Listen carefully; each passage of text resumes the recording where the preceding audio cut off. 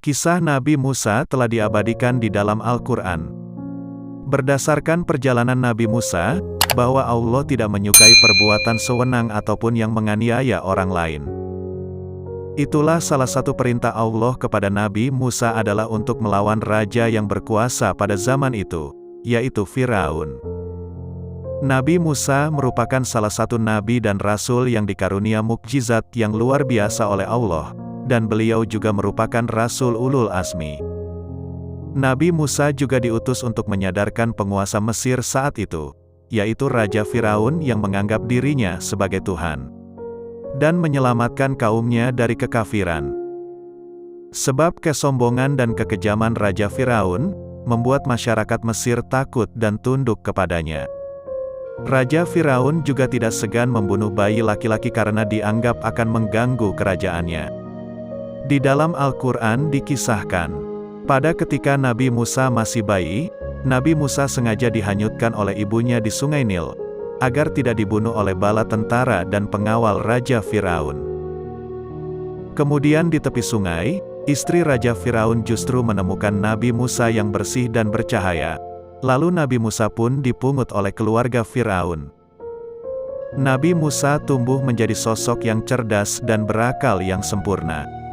Ketika Nabi Musa dewasa, beliau merantau meninggalkan Mesir menuju Madian.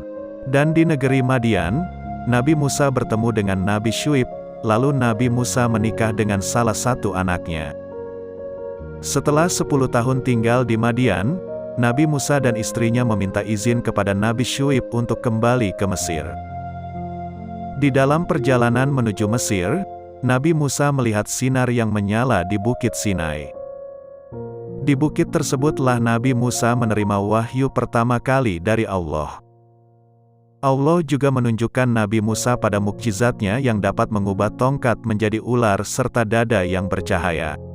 Selain itu, Nabi Musa juga mendapatkan tugas untuk memberikan peringatan pada Firaun dan pengikutnya. Nabi Musa mengajak masyarakat Mesir untuk menyembah Allah dan berbuat kebaikan. Namun penyiaran Islam yang dilakukan Nabi Musa malah membuat Firaun marah. Allah menurunkan berbagai hukuman kepada Firaun, seperti musim kemarau panjang yang menyebabkan kelaparan, dan berbagai hukuman lainnya.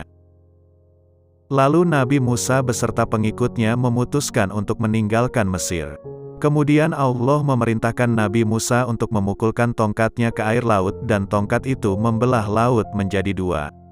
Ini adalah mukjizat Nabi Musa yang paling luar biasa. Nabi Musa dan rombongannya melewati dasar laut yang kering, sementara Firaun dan pengikutnya terus mengejar Nabi Musa. Saat Nabi Musa sudah tiba di daratan dan sementara Firaun masih di tengah lautan, Allah mengembalikan lautan seperti semula sehingga Firaun dan prajuritnya tenggelam di dasar laut.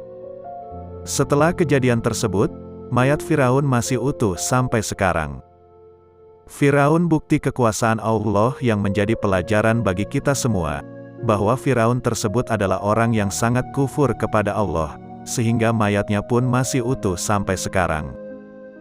Itulah sedikit kisah Nabi Musa yang melawan Firaun. Semoga bermanfaat.